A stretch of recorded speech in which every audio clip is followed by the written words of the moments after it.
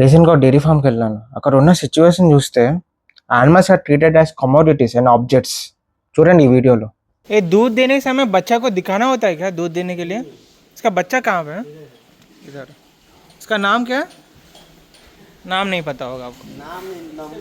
Number और number से आपको पता चलता है कौन सा माँ है कौन सा बछड़ा है।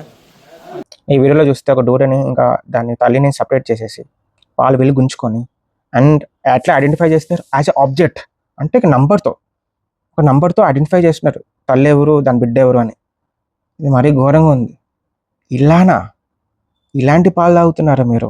మీరు టెంపుల్కి వెళ్తారు, టెంపుల్లో ఆవు కనిపిస్తుంది, పూజ చేసి డబ్బులు ఇస్తారు, మళ్ళీ ఇంటికి వెళ్ళి ఏం చేస్తున్నారు? ఆ టీ కాఫీలు, పన్నీరు, నెయ్యి, పెరుగు మొత్తం కన్జ్యూమ్ చేస్తున్నారు. మీకు పుణ్యం చుట్టుకుంటున్నా పాపం చుట్టుకుంటే మీరే ఆలోచించండి.